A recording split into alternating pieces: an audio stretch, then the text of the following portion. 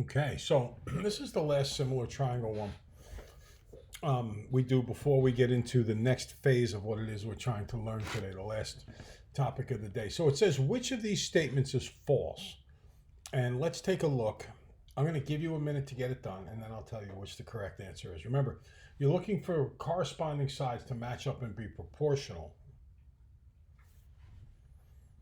Okay, the one that's false is choice 3. It says AE is to AD. Okay, so they correspond, right? AE to AD, that's little is to big. That, so far we're looking pretty good. Then it says as EC, no, that's not even in the same triangle, is to AC. So EC is not a part of that little triangle AEF. So therefore, choice 3 is not going to make any sense. Okay, so in the daily agenda today, we said we were going to hit review questions, which we did a bunch of. And then we said we would teach about similar figures and ratios and proportions in there. Little is to big is little is to big. And we did that. But the last part of today's lesson is all about this. A theorem that says if you join the midpoints at two sides of a triangle, you create a line segment that's parallel to the third side and half as long. Now, this, you know that D is a midpoint because the distance from A to D is equal to the distance from B to D. You can see the hash marks that show that. Now, from A to E and C to E are also equal because of the double hash marks. Now, A to E does not equal A to D, and that's why there's a different number of hash marks on each. I think we're pretty clear on that. When you have the midpoint of the side of the triangle on the left and the midpoint of the triangle on the side of the triangle on the right, and you join those two midpoints, you create a third side that's going to be parallel to side BC. Side you didn't touch, and half as long.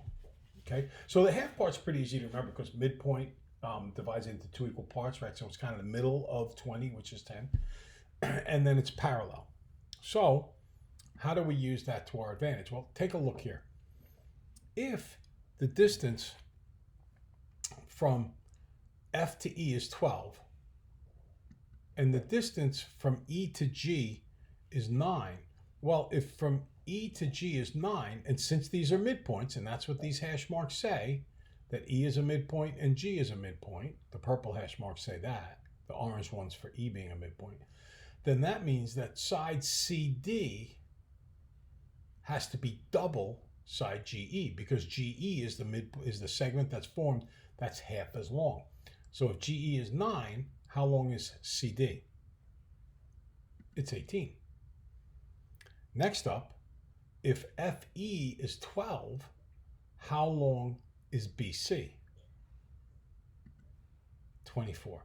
So this cuts both ways. If you join midpoints and you know the long side, well, the short side's half the long side. And if you know the short side, the long side is double the short side. So both ways work. Try it here.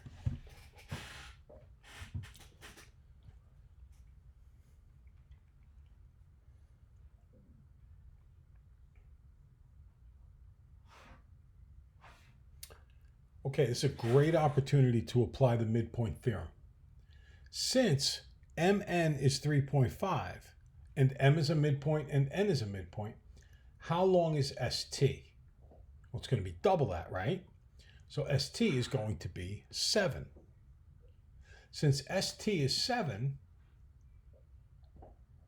and the entire perimeter of RST is 25, then when I subtract that 7, there's still 18 units to go. But since it's isosceles, the two sides are equal. So 18 divided by 2 is 9.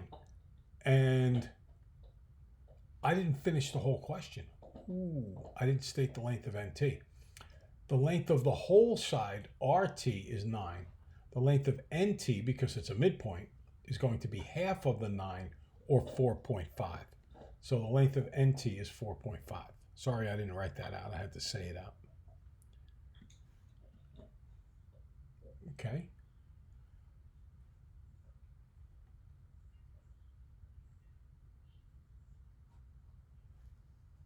So if that side is 14, I didn't do the animations on this one, sorry, then this side here, joining midpoints, is going to be half of the 14, or 7. Okay. Now, based on this diagram, find A, B, and C. C is the entire length from M to whatever this letter is here on the right. B is the segment joined by the midpoints, and A is the segment joined by the midpoints. Go ahead. Find A and B and C.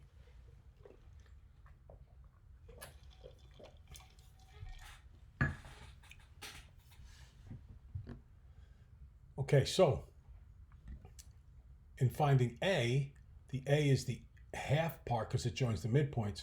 So it's going to be half of the 18 because 18 is the parallel side. So half of 18 is 9. So we know A is 9. B is going to be half of the 13 that's on the outside. So half of 13 is 6.5.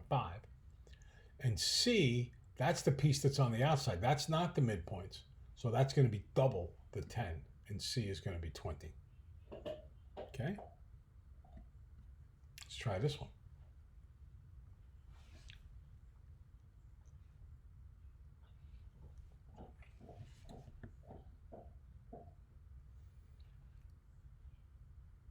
Okay, so diagram below, triangle ACT, and we got a whole bunch of midpoints going on. D, 0, G, triangle dog. Oh, isn't that cute? We got triangle dog inside of triangle cat. Oh, isn't that adorable?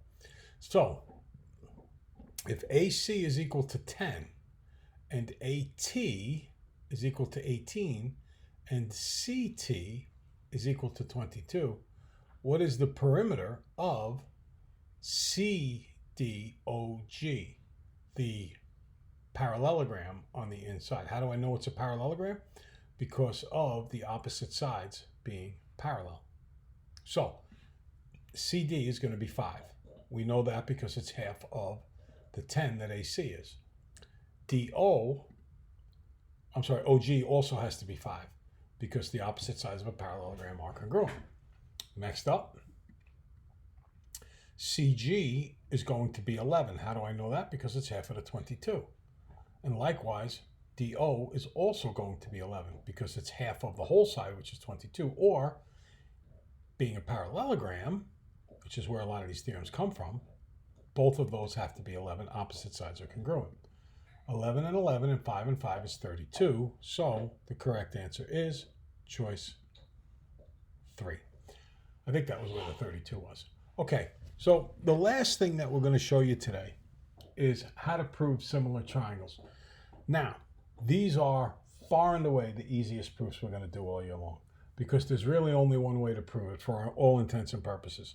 It's AA.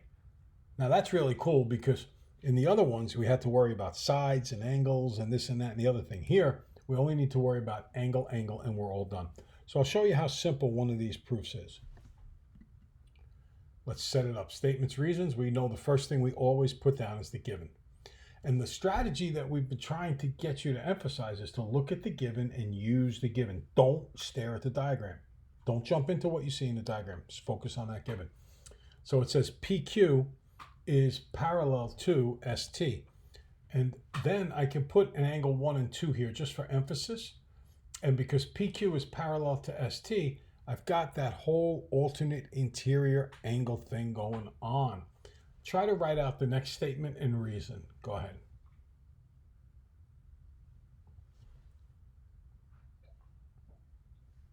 Okay, so I get angle 1 is congruent to angle 2, which I didn't write down in here as a step in the proof. Don't know why I didn't do that. It should say angle 1 is congruent to angle 2 by alternate interior angles of parallel lines are congruent. And I am going to real quick go in here and make an adjustment.